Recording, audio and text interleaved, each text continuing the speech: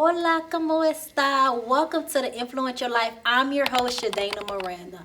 On the Influential Life, we encourage and inspire women to live a life of passion and purpose so that they really get that sense of self-fulfillment. We are in our last episode on the theme of decluttering your life and preparing for a new year. We've talked about how you can design a life that you want. We've talked about protecting your brand, and we've even talked about decluttering your wardrobe. But our last topic is really strong and it's so powerful. We are talking about decluttering of shame and guilt. And I have an expert guest, Miss Elizabeth Roy, who's here with me. She's joined us and she's going to be teaching us how we can declutter our lives. So, Miss Elizabeth, would you mind introducing yourself? Let us know where you're from and what you do and tell our audience. Well, hello, my name is Elizabeth Roy, and I am the founder and designer of Elizabeth Roy Collection. It's an online store with unapologetic slogans. And I live in Houston. I am naturally born in Mexico, and I'm just really excited to be here today. Okay. Thank you. So with such a powerful topic, let's start off with what does it really mean to declutter of shame and guilt? When we talk about decluttering, normally we think, well, for me, when we first talk about it, normally it's decluttering something that you can see, something physical, clothing, stuff around the house. But when you're decluttering emotions, it's more complex because those you can see. You can feel, but you cannot see. Yeah. So for me, decluttering guilt and shame, and you can include also regret. It's really important because when you are able to identify those emotions and you're able to know the triggers, you're also able to know how to react to them. So for me, I used to live in a lot of regret and a lot of shame. And one goes together with the other one because when you get rid of guilt, you also release the shame. I used to have a lot of shame and guilt because I'm the first one that is breaking a lot of cycles in my family. I come from a Hispanic culture, and we were raised thinking that we needed to live with our parents until it was time for us to get married and go. And I did things differently. I did things differently because that didn't work for me. I wanted to be independent. I wanted to live on my own. And I didn't want to marry.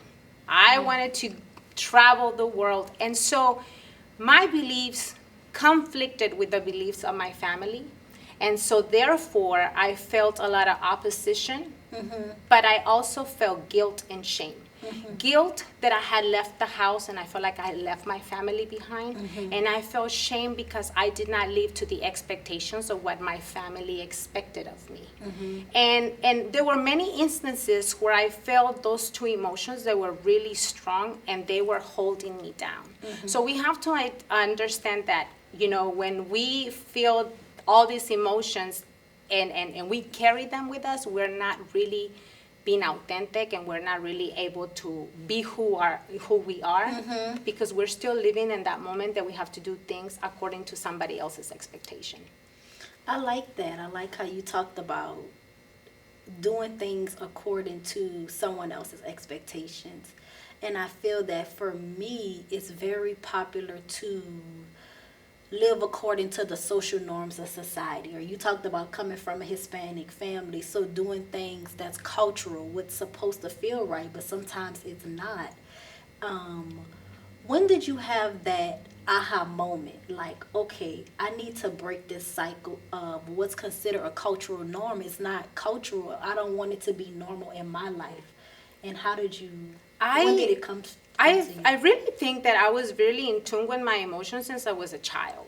Okay. I was always the rebel of the house because I didn't do things the way everybody was doing them, and I was always in trouble because I didn't do things that were expected to be done in my family or in my culture. So it was at a very young age.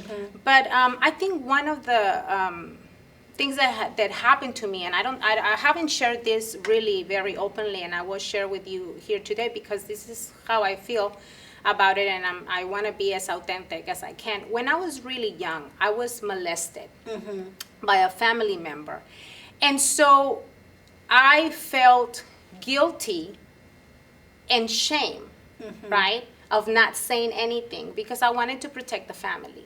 I wanted to make sure that that family, that union was not disintegrated. And if I spoke up and I spoke up for myself to defend myself, a lot of things were going to come down. And so I carried that guilt and shame with me for many years, even after marriage. So that carry a lot of, and when you carry that and you don't really go through those emotions, there comes also the cluttering at home. You know, when you come to the house and your house is clean, you feel that sense of like, Yeah. whew, I can sit and I can relax. But when you come to a house and you have dirty dishes and you have a pile of laundry, you know, you feel the tension, right? You do. Yeah. So that's the same thing with our emotions. When you're carrying all these emotions within yourself, you are dragging yourself. It's like carrying a backpack with a lot of stones, right? And you can't move around. Yeah. You can't be free because it's holding you back. And so to answer your question, it came from a very early age that I knew that I was going to be completely different from the rest of my family. I knew that I was going to face opposition because I was making people uncomfortable and making myself uncomfortable. But I also knew that I was about to make some changes. I like that. And I like how you talked about sometimes when you come home to a clean house, you feel better versus coming home to a dirty house with dirty dishes and it just doesn't feel right. And you talked about working on the emotional aspect. I know for myself, I won't say I was a junkie, but I was the type of person, I was never neat and organized. I had clothes everywhere. And I always consider myself ambitious, but I came home to a dirty home. And so it's like I was doing all of these things, but I really wasn't getting anywhere. So when I really made up in my mind to start cleaning my house, organizing my space, I felt good about myself. And after I worked on that, I worked on the inside. I worked on my mindset, and I did that for a whole year. So I came home to a clean house, but I came home to being a free and liberated woman on the inside as well. So I think that's important. Yeah. So, how does someone declutter of shame and guilt? You have to be ready. You have to be you have to be ready to be vulnerable because most of the times we feel that we are vulnerable, we're weak, and this is something that I had to do myself. I was always tough. I would not let anybody see me cry. My parents would come and they would spank me. I would always say it didn't hurt. Oh, wow. And they would hit me even harder, and it wouldn't hurt, and I would cry on my own.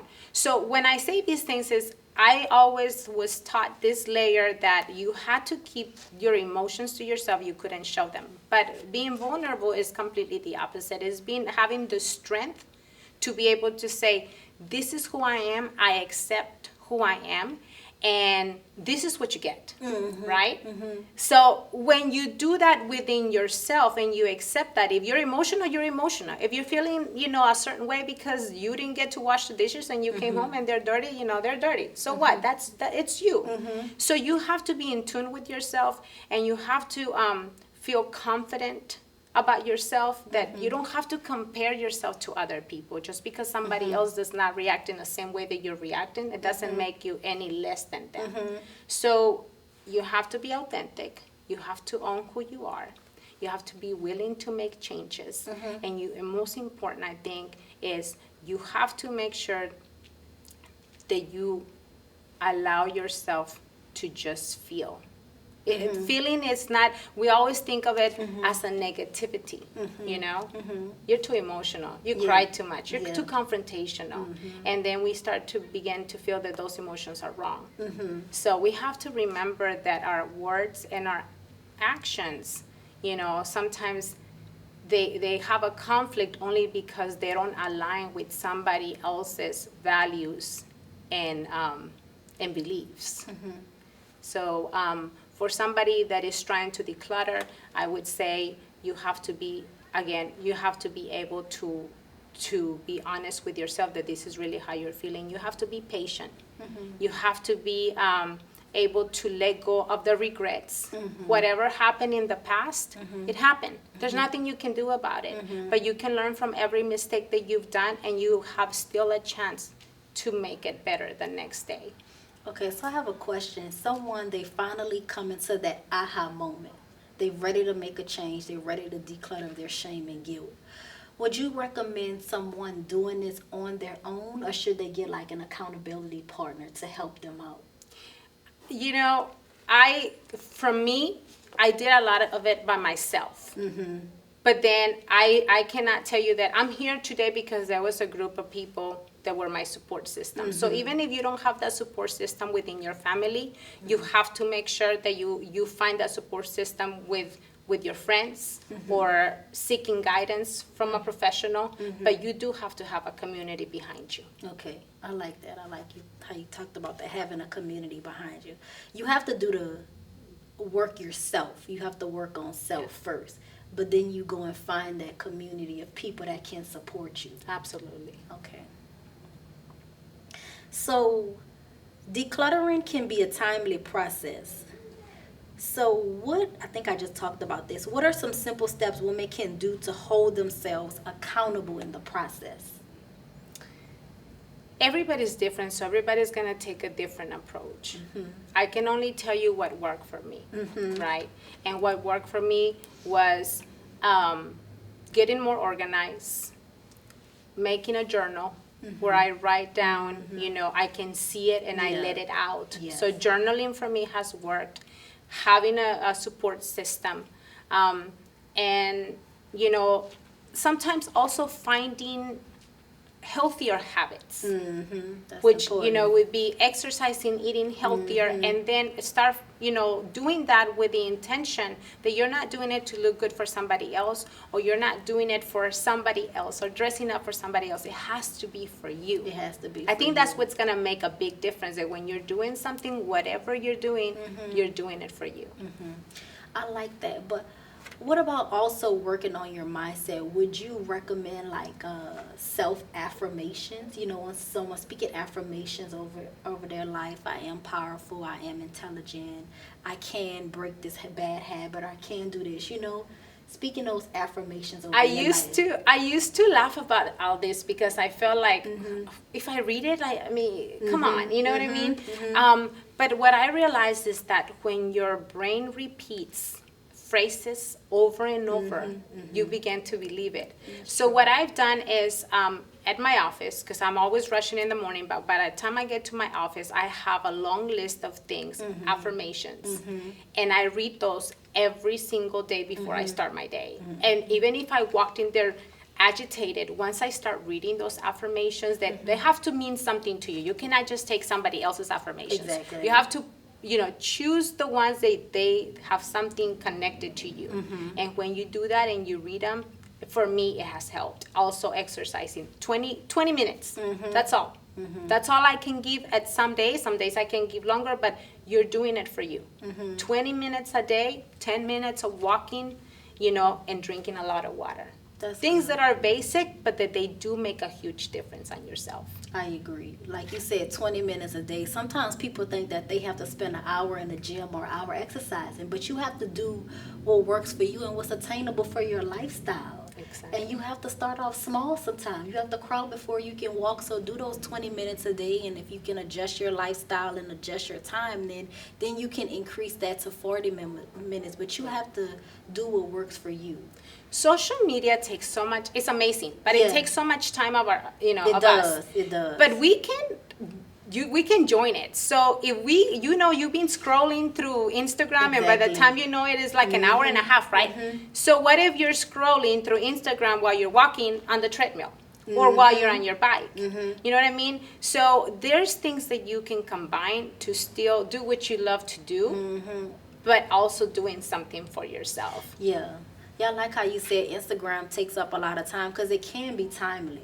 But it also can be loud. Yeah. With everything going on. So I try to detox from social media at least once a month. You know, I delete my Facebook, my Instagram app, and I just release it for 24 hours. And I feel so much better.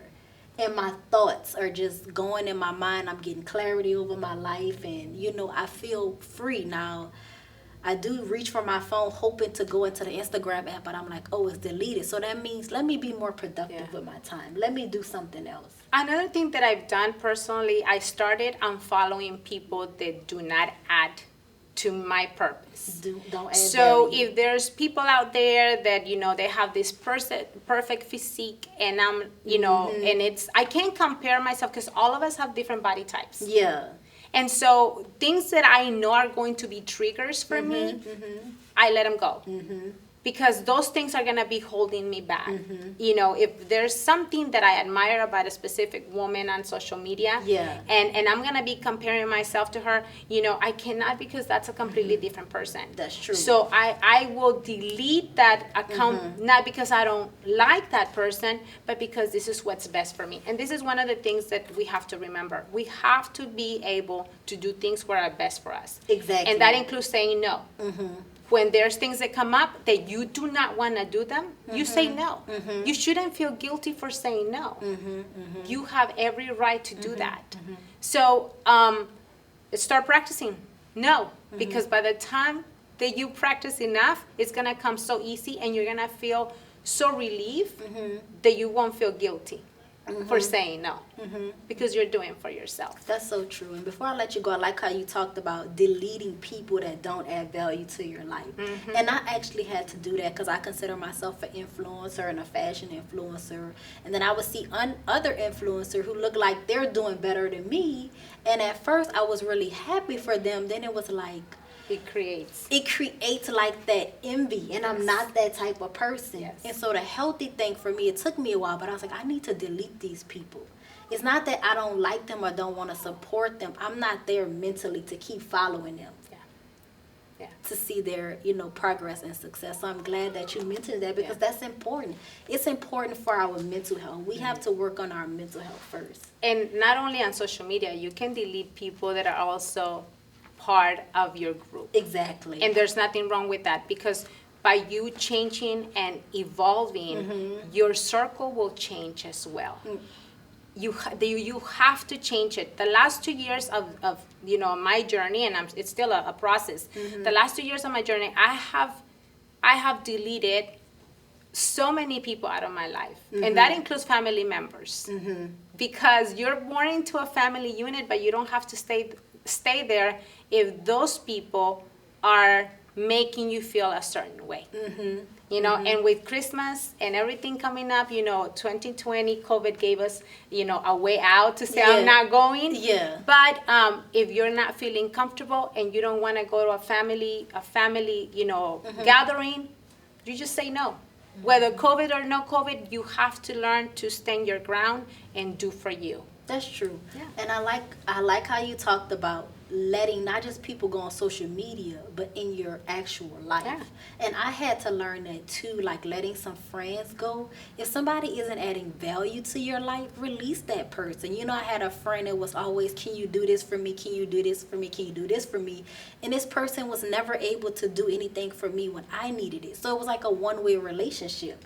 And so once I released that person from my life, it felt so good, you know, because relationships are meant to add value. It's not like, oh, I scratch your back, you scratch my back. But if I'm helping you and it comes a time where I need you, I hope that you will be there for me. You know what I mean? It's a two-way street. So. I had a couple of friends that I felt, you know, when I was talking about my ambition to do this online clothing and my business, I felt that they were trying to distract me. because you do have those friends that they feel that if you start doing something that they're not really 100% on it, then you're gonna move on and you're gonna leave them behind. Yeah. And so it's not so much the envy, but that they're not ready to let you go. They're not ready. So you have to make you have to make that choice and say, if this is what I want to do, I have to remain focused. I have to make sure that I take this time and I do for me. And if that includes letting go of family or friends, you let them go. You let them go. Yeah. Because if not, they're gonna hold you back. Yeah. This has been so awesome, Elizabeth. Thank you for joining us. You know, this was such a wonderful, but also powerful, but also needed topic that people just need to hear. I know a lot of people are thinking it, but they're like, okay, how do I make this first step? How do I step out on faith and actually do this? And Elizabeth taught us that. And so how could they follow you? How could they get in touch with you? Because I know you do something on Instagram talking about breaking a cycle. You do lives every week. Could you talk about that? Yeah, thank you for inviting me. I'm Yeah. really excited to be able to talk about something that I'm really passionate about. My Instagram, I do every Friday, 6 or 7, I do lives and I interview other women that are trying to break the cycle, other women that are so passionate about empowering other women. So that's what I do. You will find a lot of motivational quotes. You'll find motivational and inspiring posts, and you'll see me crying too, because this is what we do. If I cry, I cry. If you see me venting, I'm venting, but this is me. So I am as authentic as I can be. And you can find me at elizabeth.roy_official. That's my Instagram. Or you can find me under Elizabeth Roy Collection on Twitter, another Instagram account, and Facebook. And I want to say the reason that if you're crying is because it's authentic and it's real and it's not filtered for Facebook. Or Instagram. It's not filtered for social media. Yeah. No, I've had moments where, this is who I am. And if there's something that is really emotional, I know somebody else is going through it, you're not going to see always a smile, because I'm not always smiling. We go through it, and whatever it is that I'm going through, I hope that the way I come out of it, that at least I inspire you to be able to do the same. And you're human, and I'm sure you're being led by the Spirit when it comes out of you. Yes. Okay. Yes, thank you. So thank you so much for tuning in to The Influential Life. This has been so awesome. I hope that this episode has encouraged you. I hope that it has inspired you. But I also hope that it has motivated you to do something great, to step out on faith, to be bold, and to do what you want to do in life. And I hope that you come back next week and join us, because I'll be bringing you more great content. See you soon. Bye-bye. Hello, everyone. Welcome to The Influential Life. I'm your host, Shadana Miranda. Thank you so much for tuning in to part 4 of a 4-part series called Decluttering Your Life and Preparing for a New Year. You just watched an episode on decluttering of shame and guilt, and we had an amazing and powerful guest, Miss Elizabeth Roy, who shared her story that I'm sure touched so many people. A part of decluttering your life and preparing of shame and guilt, it allows you to walk in your purpose when you realize you can get that declutter out and you can own your power, you own your purpose, and you own your confidence. I personally have worked as a stylist for the past 5 years, and I've seen a trend of so many women who look good on their exterior, but they have so much going on in here and so much going on in their mental capacity. So what I try to do is I try to help women look good from the inside out, but also from the outside in. And I do that through styling women with different clothing and pieces that they wear.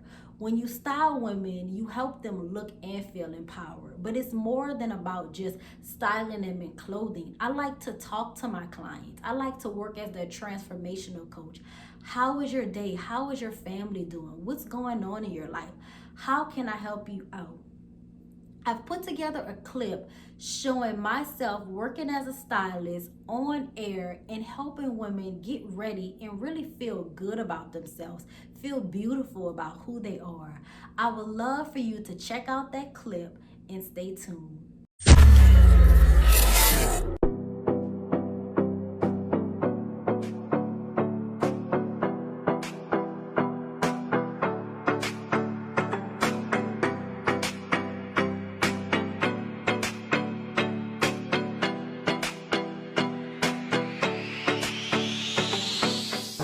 Shadayna Miranda, the Influential Petite, getting ready for my petite fashion segment on Great Day Houston Live. I will be styling petite women and showing them what they can wear for a first date.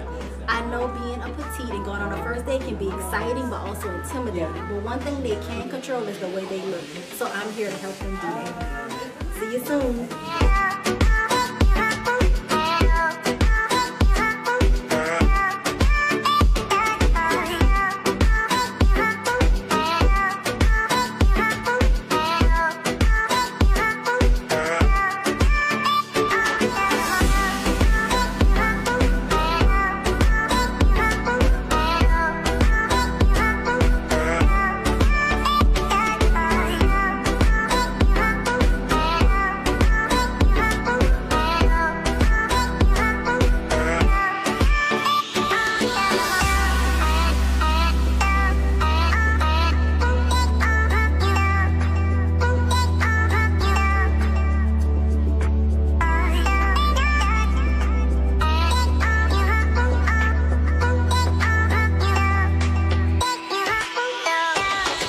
I'm back, guys, from shooting Great Day Houston Live. At first I was a little nervous but still excited at the same time, so I feel good about it. I feel like a weight is off my shoulder. I feel accomplished. I feel like I'm creating content so that I can create more opportunity for myself. So this was really good and I'm excited, and thank you for watching. More coming from the Influential Petite. For sponsorship opportunities or opportunities about how you can be a part of the show, please send an email to info@influentialpetite.com. That's info@influentialpetite.com. We'll see you next time. Bye-bye.